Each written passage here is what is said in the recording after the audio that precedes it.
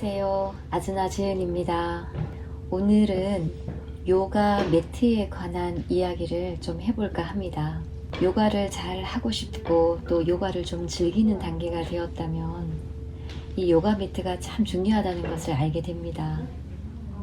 그래서 이번 영상에서는요, 요가 매트는 어떤 거를 구입해야 하는지, 또 매트를 산 다음에 마음가짐은 어때야 하는지, 아즈나 요가원에서는 매트는 어떻게 판매하고 있는지, 이렇게 세 가지로 나눠서 이야기를 한번 해보겠습니다. 자, 그러면 어떤 매트를 구입해야 하는지 이야기를 좀 해볼까요?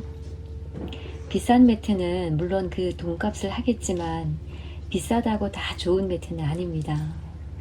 초보자분들이 외부에서 사오시는 매트를 보면 대체로 스펀지처럼 두툼하고 두꺼운 매트를 많이 사오세요. 그게 좋다고 생각하나 봐요. 근데 그런 매트는 균형 잡기도 정말 힘들고 매트가 바닥이랑 잘 붙어 있지 않아서 어떨 때는 미끄럽기도 하고 또 위험하기도 합니다. 말아놨을 때 부피도 크기 때문에 요가 매트로서는 적합하지가 않아요. 제가 봤을 때 그런 매트는 윗몸 일으키기를 한다던가 아니면 누워서 하는 운동들은 좀 괜찮을 것 같고요.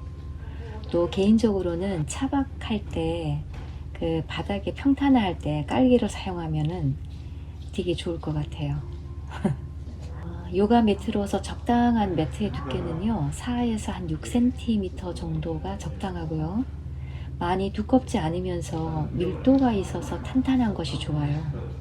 손가락으로 꾹꾹 눌러봤을 때 손가락 자국이 생기지 않을 정도면 아주 좋습니다. 자신의 신체의 특성에 잘 맞는 매트를 선택하는 것이 좋은데요. 예를 들자면 다한증을 가지고 있거나 아니면 특히 손발에 땀이 많은 사람들이 있잖아요. 그런 사람들한테는 폴리비닐이라고 하는데 PVC가 덜 함유된 매트가 좋습니다.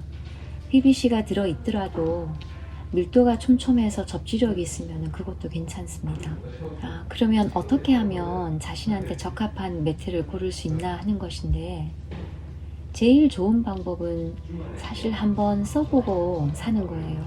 한 번 정도 사용해보면 손바닥이 밀리는지 아니면 바닥과 매트가 잘 이제 붙어 있는지 또 매트에서 이상한 냄새가 나는지 이런 여러 가지를 알 수가 있거든요.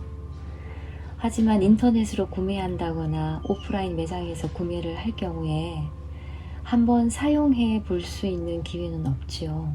그래서 리뷰를 꼼꼼하게 훑어본다거나 가게 점원에게 충분히 장단점에 대해서 설명을 들은 후에 구매하시는 게 좋습니다.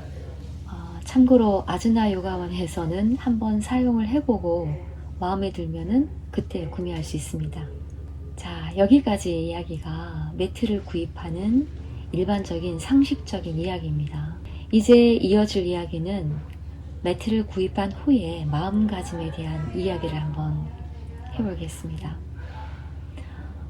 여러분들은 매일 마주하는 또 매일 사용하는 지극히 개인적인 물건들이 몇 가지 있을 거예요. 저 같은 경우에는 모닝페이퍼나 일기장이 그렇고요. 또 대부분 칫솔, 지갑, 또 노트북, 요가복, 핸드백 안에 들어있는 소품들 등등이 있겠지요. 요가 매트도 그중 하나로 본다면 어떻게 관리를 해야 할지 감이 오시나요? 일단 요가 매트는요, 주기적으로 매트 소독제를 뿌려주거나 아니면 물티슈나 젖은 수건으로 꼼꼼히 닦아줘야 해요. 특히 여름철에는 땀이 많이 나잖아요. 땀이 스며든 채로 그냥 둘둘 말아두면 냄새도 나고 세균도 번식하기가 쉬워요. 요가를 시작하게 되면 하루에 한 번이든지 아니면 일주일에 한 번이든지 정기적으로 매트 위에 앉게 되는데요. 코를 매트에 대기도 하고 얼굴을 매트에 대기도 하고 또 양손바닥, 양발, 또 모든 신체 부위가 매트와 접촉하게 됩니다. 그렇게 작은 매트 위에서 온몸을 이리저리 움직이고 호흡하다가 또 매트 위에서 휴식도 합니다. 저는 가끔 잠도 잡니다. 매트 위에서. 진짜 매트와 함께 숨 쉬는 거거든요. 그리고 우리 대부분은 매트 위에서는 조금 진실해지는 경향이 있습니다. 왜 그런가 하면은 자신의 호흡을 느끼고 바라보고 하는 것이 진정한 우리의 내면으로 향하는 첫발이기 때문입니다. 그래서 매일 들고 다니는 핸드백 안에 소품처럼 요가 매트도 더러워지면 닦아주고 또 보관할 때는 잘 말아서 보관해주고 무엇보다도 바람이 잘 통하게끔 매일 또 정기적으로 사용을 해주는 것이 가장 좋습니다. 자, 그럼 매트에 대한 마음가짐이 준비가 되었다면 이제부터 하는 이야기는 조금 폭을 넓혀서요. 매트로부터 출발한 또 선한 영향력을 염두에 두고 이야기를 한번 이어가 보겠습니다. 요가원에서 매트를 구입했던 아니면 외부에서 구입을 했던 자신의 매트를 소홀하게 여기는 경우를 가끔 봅니다. 기간이 만료되어서 요가를 잠시 쉬거나 스튜디오에 안 나오게 될 경우에 반드시 자신의 매트를 가져가시라고 안내를 해드리지만 잘 지켜지지 않은 경우가 많습니다. 그렇게 주인 없이 방치된 매트는 먼지가 쌓이고 또 묵은 때가 끼고 새로운 회원이 와서 매트를 둘 공간이 없어서 요가원에서는 상당히 골치 아픈 일이 되기도 해요. 그래서 한 가지 생각을 하게 되는 것이 저희 아즈나 요가원에서는요, 새 매트 판매를 중단하고 주인 없는 매트를 중고로 파는 것입니다. 가격은 10,000원에서 20,000원으로 정해놨고요. 요가 매트로 적합한 것을 골라서 깨끗이 닦아서 원하는 사람에게만 판매를 합니다. 처음에는 남이 썼던 매트를 누가 살까 생각했지만 중고 매트 판매의 취지를 들으시고 의외로 많이들 좋아하시고 삽니다. 모 요가 브랜드에서는요, 매트가 천연 고무로 만든 제품이라서 환경에 무해하다고 선전을 하던데요. 사실 그거 자체가 소수가 아니라 대량으로 생산하는 공산품이잖아요. 그래서 화학품이나 PVC가 전혀 안 들어갈 수가 없다는 게 제 생각이에요. 하다못해 박스나 아니면 포장 비닐이라든지 플라스틱 텍 등등 여러 가지가요. 에코백이 전혀 에코스럽지 않게 돼버리는 것과 마찬가지일 수 있죠. 여러분, 요가 매트를 사시면 일단 오래 사용해야 해요.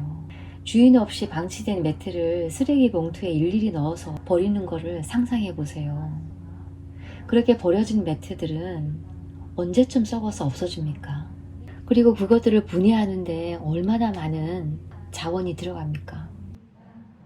그런 차원에서 주인 없는 매트가 다시 좋은 주인을 만나서 그 역할과 소임을 다하는 것을 볼 때 참 흐뭇합니다. 중고 매트를 팔아서 1, 2만 원이 차곡차곡 모였습니다. 10만 원이 되었을 때 저는 국경 없는 의사회에 아즈나 요가 이름으로 기부를 했습니다. 큰 돈은 아니지만 좋은 일을 했다는 마음이 뿌듯했고요. 주인 없는 매트 때문에 마음 상할 일이 예전보다 줄어서 좋습니다. 기부한 것을 알리는 것이 왠지 쑥스러웠는데 가만히 생각을 해보니 이게 내 돈이 아니더라고요. 중고 매트를 구입한 아즈나 요가원의 한 분 한 분들이 기부를 한 거라고 생각해서요. 오늘 이렇게 포스팅을 하기로 마음먹었어요. 그냥 무의미하게 버려질 수도 있었던 작은 부분들이 누군가한테는 큰 도움이 됐겠죠?